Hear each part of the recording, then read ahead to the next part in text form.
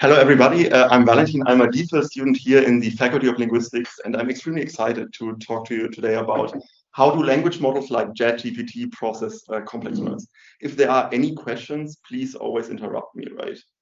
Okay, I think it's a very special time for research on language models at the moment because I have the feeling that language models are finally famous, right? Everybody is talking about language models. My family is asking me about language models. It's really, it's a great time. And you can see even news are reporting about language models now. BBC, CNN has been reporting about language models. Even around the globe, even in Germany, we have reports on television about language models.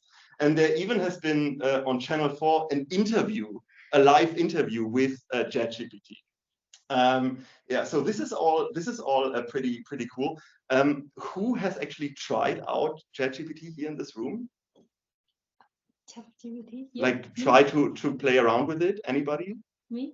Okay, so a couple of people. For those of you who haven't done so, here's a short demo of how interacting with a ChatGPT looks like. So this is the interface. You can ask a question, and I asked ChatGPT, what can you tell me about the Oxford XML seminar series?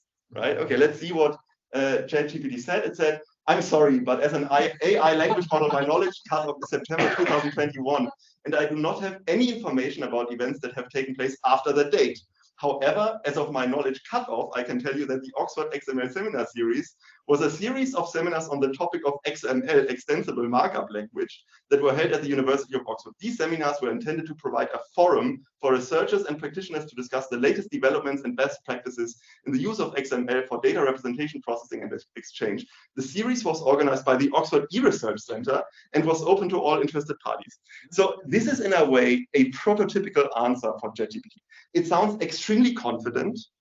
When I read this, I was unsure. Was there maybe actually some sort of Oxford XML seminar series on extensible markup language at the OERC? But I couldn't find anything in this direction. So it's extremely confident, but it's factually not entirely correct. This is called hallucination, right? It sounds extremely confident, but it's actually wrong.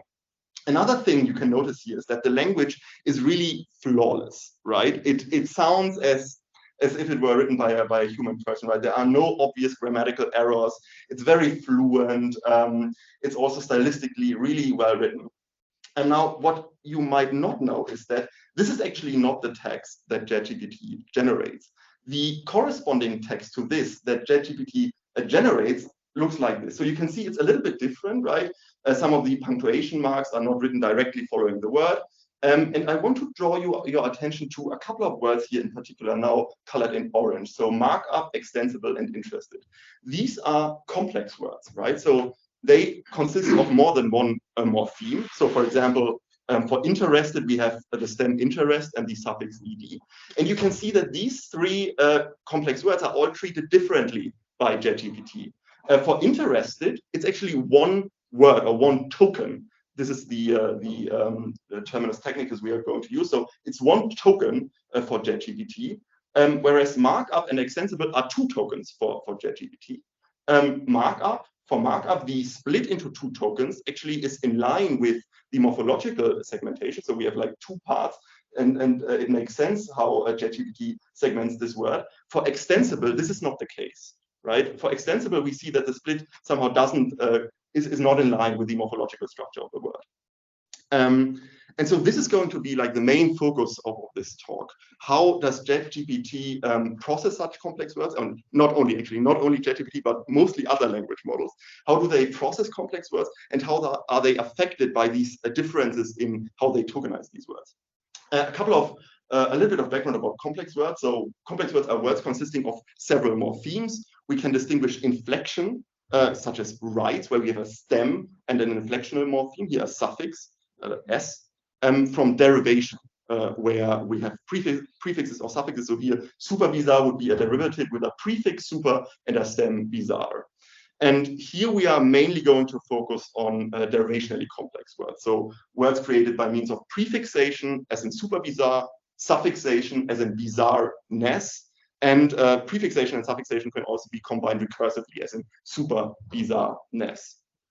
We have seen that ChatGPT, and this also holds for other language models, represent such complex words either as whole word tokens, as in the case of interested, with morphologically valid tokenizations, as for markup, and with sometimes with morphologically invalid tokenizations, as in the case of ext and symbol.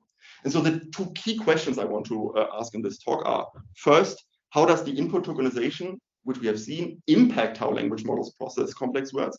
And are there simple methods to improve how language models process complex words? I mean, the second question already implies that there are some problems with the language model tokenization, and I hope to highlight some of them. I want to start by giving you an overview of tokenization, right? How does tokenization work? I mean, maybe some of you are not familiar with language model tokenization. So why do we actually need tokenization? How does it work? Then I want to give you a brief overview of complex word processing in humans and AI systems. And so these two first sections are going to be a little bit more theoretical. And then I'm going to present two studies that we did. In the first study, we probed the knowledge of language models on complex words. And in the second study, we then tried to come up with a better way of segmenting complex words to improve the understanding of language models of these words. And then I'm going to provide a short conclusion. Okay, so let's start with a brief overview of tokenization. So why do we actually need to tokenize text? Why do we need tokenization? So this might be an obvious point, but I still wrote it down. Like, a language model cannot simply digest the input text as is. So the input text is typically some sort of string, and we cannot simply feed the string into the language model, right? Because there's an infinite number of possible strings, and if it were possible to simply feed the string into the language model, we would need a separate representation for each potential string. And this is, of course, this is not possible. So we somehow need to map the input text to a sequence of units that the language model knows, that the language model is familiar with. And in practice, this is most often some sort of sequence of tokens that have corresponding input embeddings in the language model. And to do this, to map the text to such tokens, there are three options. There are three principal differences in tokenization strategy: word level tokenization, character level tokenization, and subword level tokenization. And they've all been used in natural language processing. And I want to give you a brief explanation of how they work and what are their advantages and disadvantages. You will see that most language models nowadays use subword level tokenization, and there's a reason for that. So word level tokenization is maybe the most basic method of tokenization that we can come up with. Here, the idea is that we simply split the input text into a sequence of words. So if the input sequence or the input text is we tokenize, we might tokenize it into two tokens, we and tokenize. This is widely used in pre-language model natural language processing. So, for example, n-gram models, they typically use word level tokenization. Also, static word embeddings, you might have heard about word-to-back graph and so on. They all rely on splitting text into individual words. Now, the advantage of this is that it's relatively simple to implement. We basically can split on the white space, and sometimes we need extra rules for punctuation marks and so on. And another advantage is that in theory, we would have very exact lexical representations, both for very frequent words. So for example, we would have an individual embedding, and also for like more infrequent words. So for example, tokenize would also have, in theory, its individual embedding, which has a high quality semantic representation for the word. The disadvantages are that typically corpora we are working with have a large number of words. And so this would result in very large language model vocabularies. And so maybe millions of words or something like that, which is computationally very expensive for two reasons. Because one, we need to store all these embeddings in our input embedding matrix of the language model. And so this takes up a lot of memory. And then second, to actually train language models, we need to iteratively compute probabilities over the entire language model vocabulary. And this is also computationally intractable if the vocabulary is extremely large. There's a second reason, like let's say we could somehow resolve these issues and we can have huge embedding matrices and we can somehow compute our probabilities.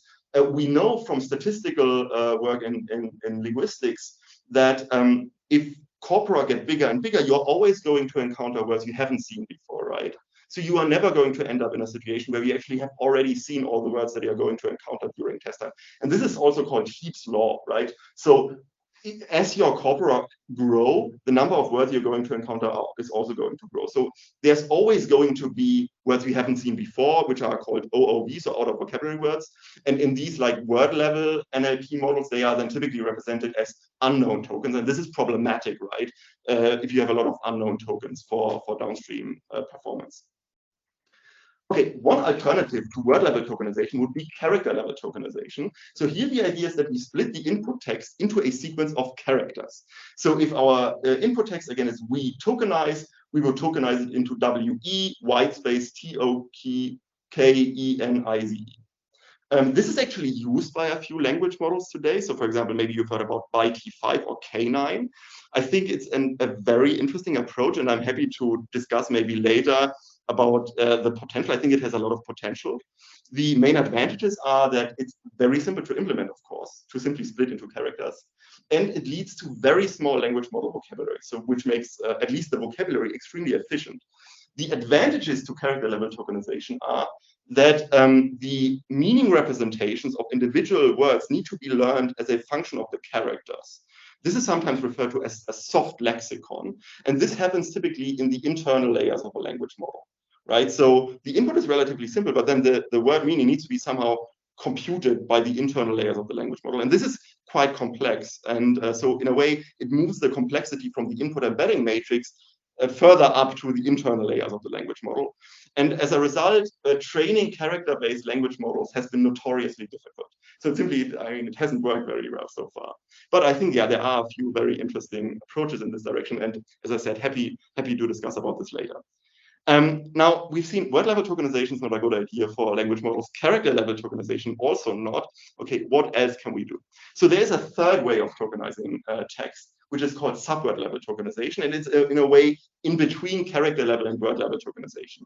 Here, the idea is that we split the input text into a mixed sequence of words, subwords, and characters. So for example, if our input text is again, we tokenize, we might split it into 3 tokens, we, token, and eyes. You can already see by looking at this example that there's a difference between word initial tokens, so for example, the token here, and word internal tokens, for example, the token eyes here. And we are going to denote this by using this double hash sign, as is also the case for the bird vocabulary. If you've worked with the language model bird, this is exactly how bird is doing this. And so such subword level tokenization strategies are used by most language models at the moment. So bird is a very famous language model, T5, and the entire GPT language model family, including the most recent family member, ChatGPT. Now, the advantages are that the resulting language model vocabularies are still relatively small. So you typically have like between 30K and 50K tokens, which makes it computationally still feasible to both deploy and train such models. And for frequent words, which end up in these vocabularies, you have an exact lexical representation, right? You have an individual embedding for we. But for less frequent words that are not in this 30K to 50K set of tokens, they are typically represented as a short sequence of subwords and characters, as was the case for token and eyes. And so this last thing is basically what I'm interested most. The main disadvantage is that it's the most complex tokenization approach. You need to train a tokenizer. And how this works is going to be the focus of the next few slides. So there are mainly 3 subword level language model tokenizers used at the moment. Byte pair encoding, also called BPE, WordPiece, and Unigram. So BPE is used by the GPT family, including ChatGPT and some other language models. Maybe you've heard about Roberta, BART, DBERTA, widely used tokenization strategy. WordPiece is mainly used by the BERT language model family. So BERT, Distil BERT, also Electra, which is in a way very similar to a BERT model. And Unigram is used by, is a third approach, used by, for example, Albert, XML, or also T5. Now, there are 2 axes of variation between these 3 tokenization methods.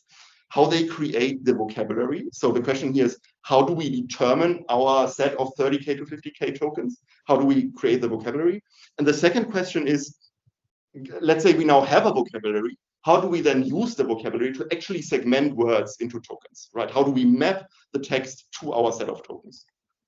And I want to present you one way of doing this, namely a BPE. So BPE is essentially a text compression algorithm, which functions as follows. We have a training corpus, and we first create a base vocabulary which contains all characters that we have in our training corpus. So this is our initial set of tokens, this set of characters. And then we iteratively merge pairs of adjacent tokens that have the highest frequency into a new token. So for example, let's say W and E are the token pair with the highest frequency. We would merge it into WE. And then we stop when our vocabulary has a predefined size. So here's a toy example how this works. Say we have this training corpus. I'm not writing this out. I'm already counting how often these words occur in the training corpus. So we have hug, puck, pun, bun, and hugs. Then our base vocabulary would be B, G, H, N, P, S, U. And let's say we want to have a vocabulary of 10 tokens. Then we would start by splitting the corpus into the characters. We would count the frequency of token pairs. So here I'm only writing down the top 3 token pairs. UG, PU, and UN. So we see that UG is the token pair with the highest frequency. So we would merge it into UG or UG. And so then we add this to our vocabulary. We then re-tokenize our corpus. So now you see the training corpus has changed a bit. Now HUG is not written as 3 characters, but actually H and our newly created token UG. And the same happens for PUG and also for HUGs. Then we recount our frequencies. We see that now the token pair with the highest frequency is UN. So we merge it into UN and again add it to our vocabulary. And then we continue like that. You see now on the 3rd iteration, our training corpus has again changed a little bit. We recount our frequencies. We find that now the token pair with the highest frequency is H and UG. So one of the 2 tokens is already a merge of 2 other tokens. And we merge it to HUG and add it to the vocabulary. And then we stop because our vocabulary has reached the desired size. Now you can see that in the created vocabulary, we have characters, of course, which were the base vocabulary. We have subwords such as ag, an, and we have entire words such as hug. And so this is exactly how we end up with this kind of a mix. Now we have our vocabulary. How do we actually use it to segment text? So we first split each word into its characters. And then we follow the merge rules that we found during the vocabulary creation step, right? So if we have, for example, bug as a word, we split it into 3 characters, B, U, G. And now we know, okay, we have the merge rule to merge U and G into UG, and we do this. And so we end up with our final tokenization of bug into B and UG. So this is how we deploy BP in practice. Now, short comment about WordPiece and Unigram. So WordPiece is very similar to byte encoding with 2 main differences. So for the vocabulary creation, we divide the frequencies of the token pairs for ranking by the frequencies of the individual tokens that make up token pairs. So that's a slight difference in how we rank our token pairs.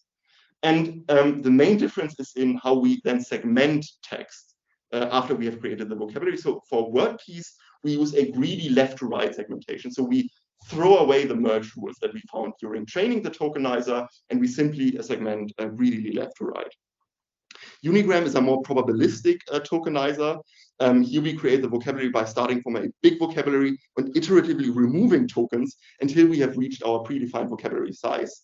And yeah, the segmentation strategy is also more probabilistic. So we compute actually probabilities for segmenting words into different sequences of tokens, and then choose the segmentation which has the highest joint probability. So this is also a little bit different. Now, the important thing for us is that neither the vocabulary creation step nor the segmentation strategy for any of the tokenization methods we've discussed is morphologically informed, right? Morphology does not play any role in how we create the vocabulary or how we then segment text. And so, yeah, I'm quite curious to see how this affects how language models understand complex words. And yeah, I now want to give you a brief overview of complex word processing before we then delve into the empirical part of the talk. So in psycholinguistics, there has been a lot of work on how we humans process complex words.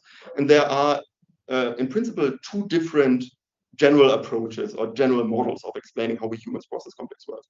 One set of models is called single root models. So here the idea is that there's one cognitive mechanism which explains how we humans process complex words.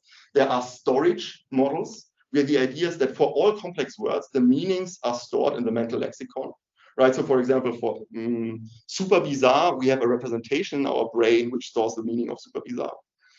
And on the opposite end of models, there are computation models, which assume that the meaning of complex words is inferred based on the meaning of stem and affixes. So here, whole words would never be stored.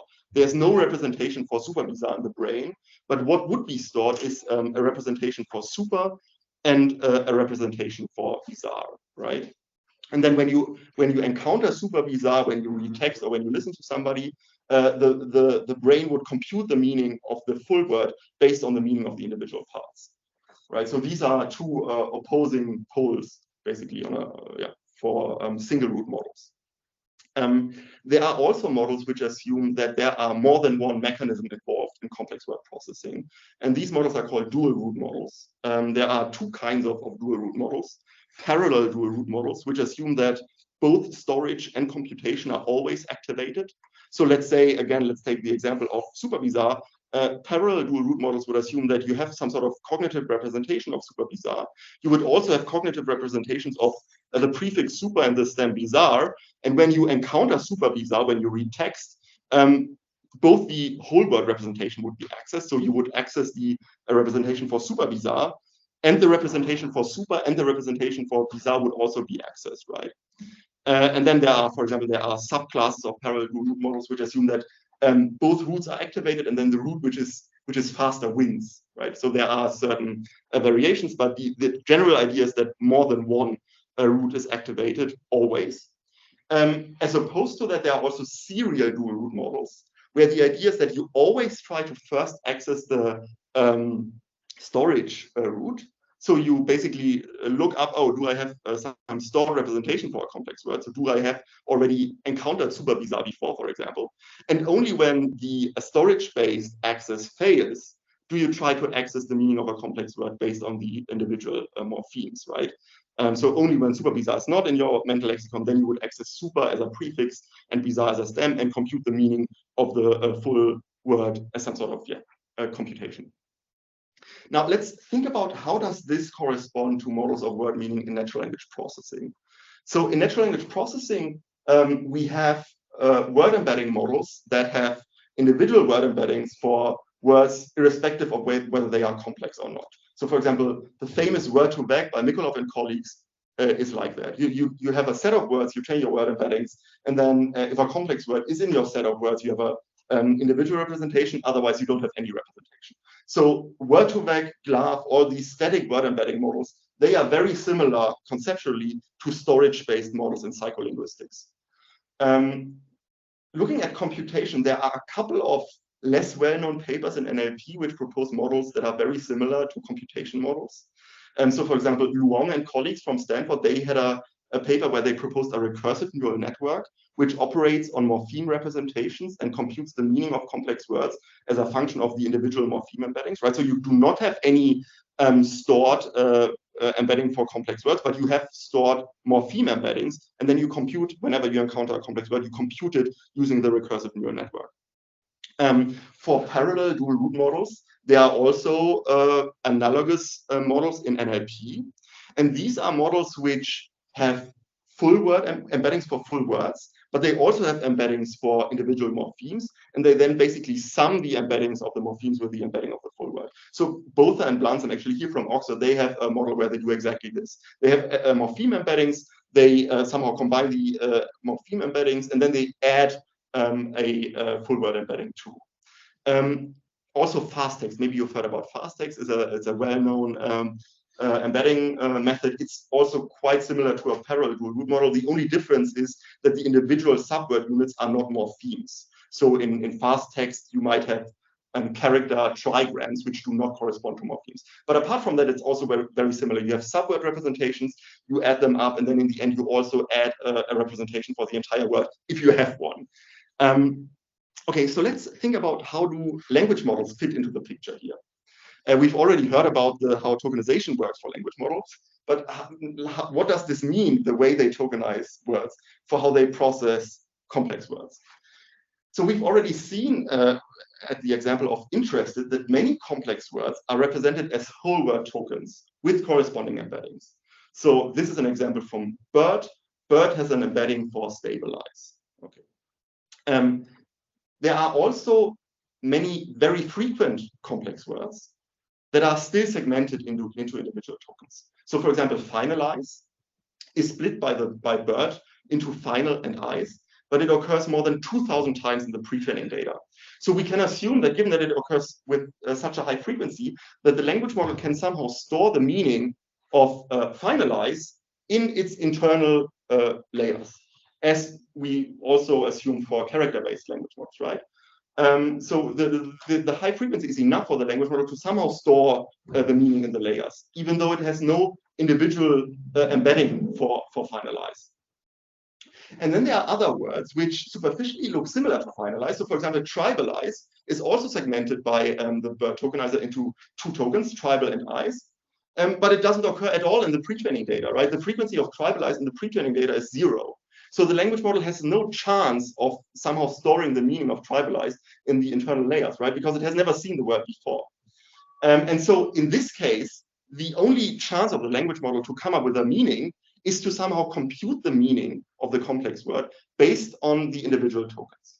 Okay. Now, if we try to combine this with the psycholinguistic insight on human complex word processing, we can see some sort of parallel picture here. So the first case is very similar to hard storage. We simply have a meaning representation stored in the mental lexicon or here in the embedding matrix. The second point is very similar to some sort of soft storage. We have a soft lexicon in the internal language model layers, which needs to be activated by the individual tokens, but it's really some sort of activation, right? The model knows what finalize means, it only needs to be activated. And the third point is computation, right? Nothing can be activated because there's nothing stored, so it needs to compute the meaning of tribalize based on the meaning of tribal and eyes. So we can see here that language models in that respect are very similar to serial do-root models as proposed in psycholinguistics, right? They try to access the meaning based on storage, but if they do not have any stored representation, either in the input embedding matrix or in the internal model layers, then they need to compute the meaning based on the individual embeddings. Now we can deduce a couple of hypotheses from this insight. I mean, this is all very theoretical, right? But I think it's still important to remind ourselves of this. So we would assume that maximally meaningful input tokens should allow for the best generalization on new words. So if we haven't seen a word in our pre-training data, for example, tribalize, then it is important that we actually can compute the meaning based on the individual tokens. And for that, the individual tokens need to be meaningful. And as a result of this, morphological validity should matter less if the language model can use storage. I mean, if it has stored an individual embedding, of course, morphological validity does not play any role. But if it segments a word into individual tokens, it's not really important if it has seen the word various times in the pre-training data. For example, mobilize, another example, has a very bad tokenization in terms of morphological quality. You can see the morphological quality really destroys the morphological structure, but it's extremely frequent in the pre-training data, almost 7,000 occurrences. So we would assume that actually the language model doesn't care about the bad tokenization, right? Because it has seen the word so many times, it simply knows the sequence mob ilise means mobilize. However, the morphological quality or validity of the tokenization should be vital if the language model accesses the computation route. So for example, templatize, again, also has not a really good tokenization, but it does not occur, doesn't occur at all in the pre-training data. So we hypothesize that it's very difficult for the language model to come up with a good meaning representation for templatize, given the bad tokenization. Okay, does that make sense so far? And so in our first study, we actually tried to probe to find out whether these hypotheses actually, whether we can find evidence for them in the language model. So we probed language models on complex words and tried to find out how is the meaning representation impacted by the various factors I've just discussed. So frequency, morphological quality, and so on. This was a study we published already 2 years ago at ACL. And so the key question of this study was, how do all these factors we've just seen, how do they impact how language models interpret the meanings of complex words? So we are now specifically looking at how do they understand and interpret the meaning of complex words. In what we did specifically is we conducted a lexical semantic probing task. So we created sets of complex words and probed whether language models have correct lexical semantic associations with them. For this, we created 3 data sets of complex words. One based on Amazon, where the classification was for sentiment. So specifically, we had complex words with a negative sentiment, for example, overpriced and crappy, and complex words with a positive sentiment. So for example, mega, favorite, or applausive. Then we had one data set based on archive, where we predicted the topicality of complex words. So here we had on the one hand complex words from physics, so from different subfields of physics, for example, semi-thermal or ozoneless, and complex words from computer science, so for example, auto-encoded or rankable. And so the model needed to predict, is this word from physics or is it from computer science? And then we had a third data set, which we created based on Reddit, where again, the task was to predict the topicality of complex words. And here the two classes were entertainment on the one hand, so for example, super vampires or spoilerful, and discussion complex words on the other. So for example, anti-Russian and integrationism. We came up with these labels using, so we basically determined the labels based on the subreddits or archive subclasses or review scores that these complex words appeared in. So it's not perfect, but in general, if you look at the data, it's a relatively good fit. And now, importantly, for all considered complex words here, the morphologically correct segmentation is possible given the language model tokenizer. So we made this. This is not clear a priori, right? There might be a morphological segmentation, which simply is not possible because the tokenizer does not have the corresponding morphemes in its vocabulary. But we made specifically sure that this is the case, right? All the morphemes required to come up with a perfect tokenization are in the tokenization vocabulary, right? So in theory, the models should be, in theory, they should be, it would be possible for them to use a perfect tokenization, morphologically perfect tokenization. Here are the models we examined in this study. So we used a model that we refer to as DELBERT, so derivation leveraging BERT, which is simply BERT, so a language model 1 generation or 2 generation older than ChatGPT, where we force the model to always use the derivational segmentation, which we know is possible, right? We made sure it is possible, and here we force the model to do so. Then we looked at BERT, where we simply use the standard word piece segmentation strategy, right? Which sometimes actually might produce morphologically correct tokenizations, but we don't control for it, right? Sometimes it doesn't, sometimes it does, sometimes it doesn't. And then we had one baseline where we only used information about the stem. So for example, for overpriced, we would only feed price into the model, or for super bizarre, we would only feed bizarre into the model. And one baseline where we only use affix information. So for super bizarre, we would only feed into the model super, and for bizarreness, we would only feed into the model ness. And we saw, okay, maybe this alone is already enough for the model to perform this task. And what we did in terms of experimental design, we fine-tuned these models on this task. So we split the sets of complex words into train, development, and test complex words.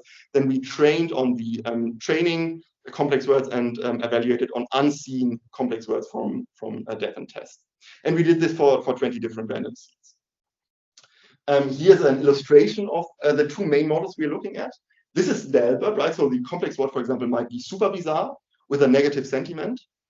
And for DELBERT, we force the model to split super bizarre into super. Then we use a hyphen to denote the morpheme boundary and bizarre. And then we compute the probability for negative class, and the same for applausive, for example. And this is standard BERT with word piece segmentation. So super bizarre is split into superb, ISA, rare. We feed this into BERT, and again, see, is BERT able to predict the correct semantic class given the tokenization? Does this setup make sense? Okay. So let's take a brief look at our results here. So we found that DELBERT, so the model with the derivational segmentation, clearly outperforms BERT on all data sets. And so the delta in performance is actually sometimes quite pronounced. So for example, for Amazon and Archive, it's almost 3%. For Reddit, it's actually more than 3%. You can also see that the difference is a little bit more pronounced for the topicality datasets than for the sentiment dataset Amazon. And we also found, interestingly, that the stem model, so the model which doesn't even get the entire word, but only the stem, is on par or better than BERT on Archive and Reddit.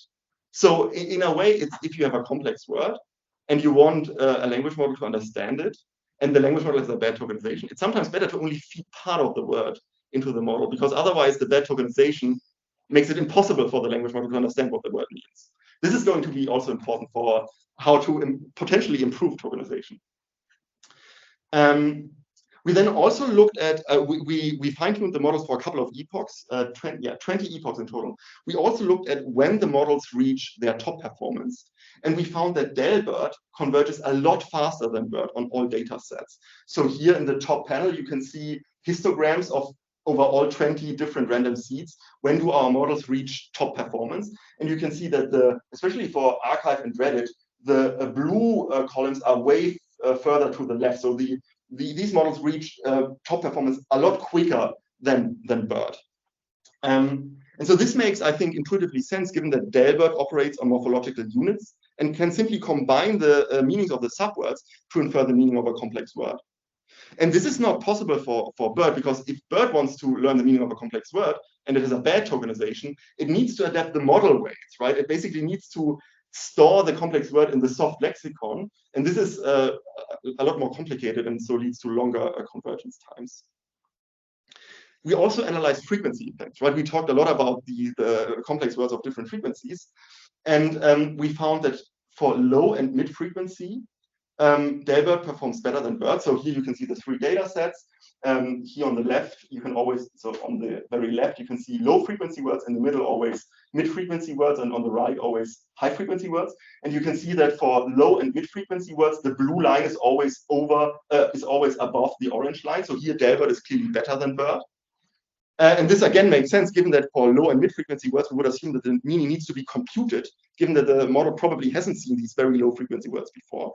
And here this derivational segmentation is very important, exactly as we expected. Can I ask a question? Yes. So, sorry, when the frequency is small for arXiv, doesn't that mean the gap is bigger, means the Delbert is better on like non-infrequent words? Yes. Yeah. Exactly. Delbert is better on infrequent words. Yeah, exactly. So you can always see that for low and mid frequency, so f smaller than 5, so it occurs less than 5 times in the Amazon data, or between 5 and 500, and same for arXiv and Reddit. You can see that always the blue line is above the orange line. So Delbert is better than BERT. However, for the high frequency words, it's not so clear. So for the high frequency words, BERT performs similarly, or especially on Amazon, actually better than Delbert. And this again makes, I think, sense, given that the meaning of these high frequency words probably can be learned during pre-training. So here the segmentation is less important. Now it's important, the frequencies here are measured in our training corpora, not in the pre-training data. But we would assume that at least to a certain extent, the frequencies would be similar.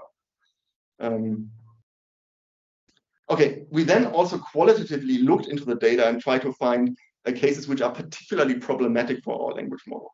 And we came up with like 3 broad classes of cases. So in the first class, the example would be applausive. We add a suffix to a stem. So we have applause, we add if as a suffix. And then this leads to morpho-orthographic changes. So here specifically, we drop the E. And then the truncated stem, applause without the E, is not in the tokenization vocabulary. And then the stem is segmented into several subwords. And this seems to be very problematic for the model. So in such cases, Delbert is always extremely good, BERT is always extremely bad. Meaning that for these cases, we found these cases by looking at words where the model is very sure in the wrong class. The second case would be that we add a prefix, and then actually the word internal form of the stem would be needed. But this is sometimes not in the vocabulary, and then the stem is again segmented into subwords. So for example, super annoying is split into super annoying, and the model doesn't seem to be capable of inferring the meaning based on an, oy, and ing. And the third case is actually a subcase of the second case. An example here would be over-seasoned. Here the segmentation fuses the prefix with the first few characters of the stem. So over-seasoned, so too much seasoning, right, is segmented into overseas and by BERT. And then, I mean, the model has a very strong semantic association with overseas and can't really balance this off and can't really come up with a good meaning representation for the actual word. And this is also the case for super bizarre, right? For super bizarre, the model is very certain that it has a positive sentiment because superb has a positive sentiment. And then I mean, it doesn't see that it actually means super bizarre. Okay, so a quick summary of this study. So we found that the derivational segmentation, as we expected, outperformed the word piece segmentation on a probing task involving complex word. And the derivational segmentation is particularly helpful if we want to understand low-frequency complex words, right, where we need to compute the meaning. And word piece is particularly detrimental when it destroys the morphological structure of complex words, as, for example, in over-seasoned super bizarre and so on. Okay, based on this, how might we be able to improve the quality of tokenization? So in a paper that we presented last year at ACL, we came up with a method that we called a floater, which tries to improve how we deploy existing tokenization vocabularies during segmentation, right? So we basically attack tokenization at the second step of a segmentation strategy, not at the first step of creating the vocabularies. Because we have seen that these vocabularies are actually good. They do have a lot of morphemes, but then the language models do not use these morphemes during tokenization in downstream scenarios. So the key question was, rather than finding a segmentation that covers all characters of a word, but destroys the morphological structure, can we perhaps come up with a more beneficial segmentation that does not cover all characters, but preserves key aspects of the morphology? So a slight motivation for this is because we saw that only feeding the stem into the model, sometimes it's actually better than using the entire word, but in a bad tokenization, right? This is the idea. Is it better to maybe only use a subset of all characters, but with a good morphology, rather than the full set of characters, but with a bad morphology? This was the idea. And so we call this floater few longest token approximation. And as I said, floater uses an existing tokenization vocabulary. So we simply use the word piece vocabulary, the byte pair encoding vocabulary, and so on, unchanged. But we then change how we use the vocabulary when we actually apply it to some sort of text. And to do so, we came up with it's really very simple, a very simple recursive algorithm that finds the k longest non-overlapping subwords of a word that are contained in the tokenizer vocabulary, right? So we have a word and we want to find the k longest substrings that are in our tokenization vocabulary. And so k would be a hyperparameter here. One example, so let's say we want to tokenize undesirable. We say we want two subwords, k is equal to 2, and we use the word piece vocabulary. Then we start to search on undesirable. Then we find that desirable is in our tokenization vocabulary. So we already return desirable. Then we search on the residue, which is un. Then we find un, which is also in the word piece vocabulary. And then we stop because we only want two subwords, k is equal to 2. Here in this case, we would also stop if k is bigger than 2 because we have already segmented the entire word. And then we return undesirable. Notice that here the word piece tokenization would be undesirable. So we have basically, it's way shorter and it's also morphologically more well-formed. We, in a first step, try to analyze the morphological quality that this form of tokenization results in. And for this, we took two data sets of complex words, CLEX and LADEC, which are heavily used also in psycholinguistics. And we, similarly to the first study, we made sure that all derivatives, and also here we also looked at compounds, consist of two morphological elements that are both in the tokenizer vocabulary. So again, we made sure that in principle, the gold segmentation would be possible. And here we looked not only at word piece and word, but also at byte pair encoding and GPT-2, and Unigram and XML. So we looked at all three heavily used tokenization algorithms. We compared our floater algorithm to two baselines. One where we simply computed the underlying tokenization using the, for example, word piece, BPE, and Unigram tokenizers, but then we only took the first three tokens. So for undesirable, we would only use und, s, and era. And then we looked at a second baseline where we took the three longest subwords. So for example, und, era, blah. And we measured the morphological quality here using three metrics. Morphological coverage, where we look at k is equal to 2 and measure what proportion of our two morphological elements in our goal segmentation are already covered, right, by our segmentation. Then stem recall, where we put k equals 1, and then we see whether the model returns the stem for k equals 1. And then we looked at whether we get the full match for k equals 2. Given that we always have two morphological elements, this basically shows also whether the tokenization that is returned, if we put k equals to infinity, whether it's identical to the correct tokenization. Okay. And what we found here is that floater is clearly the best strategy on all metrics. And yeah, here the performance differences are pretty pronounced, especially if you look at GPT-2. So basically the grandmother of ChatGPT. The difference in performance is basically over 10% sometimes. And the performance difference is the least for XML, which uses the unigram tokenizer. So if you recall, unigram is a probabilistic tokenizer, which is which seems to work way better when it comes to morphological quality. And this is, by the way, also confirmed by a lot of other studies. So we were not the first here to show that a unigram is generally better than a workpiece and a BPE. We then looked at the morphological coverage as a function of k. And we found that for floater, so the green line here, if you put k equals to 2, you almost always have already a perfect coverage of the morphological units in the complex world. We then also looked at using floater on a concrete downstream task, specifically text classification. Here we only looked at data from archive, and we performed 20 class classification. So we took data from 20 different archive sub-areas and trained models to predict the sub-area based on the text.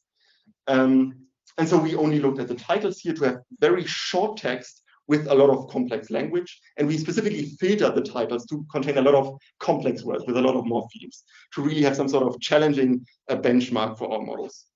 We again looked at the 3 widely used tokenizers, WordPiece BERT, BPE GPT-2, and Unigram XLNet. And as I said, we fine-tuned the model with floater tokenization and compared this to the standard tokenization. So simply tokenizing everything using standard tokenizers. We found that even on this downstream task, floater overall leads to a slight improvement in performance. And again, if you look at the differences for the individual models, you can see that GPT-2 with byte encoding is particularly bad, and XLNet with Unigram is particularly good. But even for XLNet and Unigram, you get a performance improvement by using floater tokenization. We then analyzed how floater impacts the robustness of the models to noise.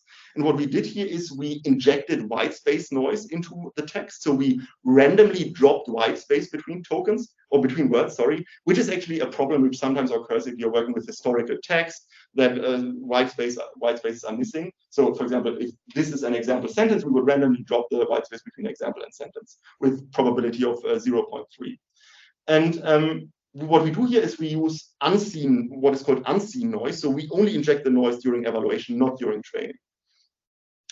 And we found here that the improvements that we get by using floater are even more pronounced compared to the scenario where we do not have any noise in the data, right? Which, if you think about how floater works, it makes perfectly sense. It looks for the longest substring, and then can basically, even if there's the white space is missing, it can still recover the 2 words because it's always looking for the longest substring.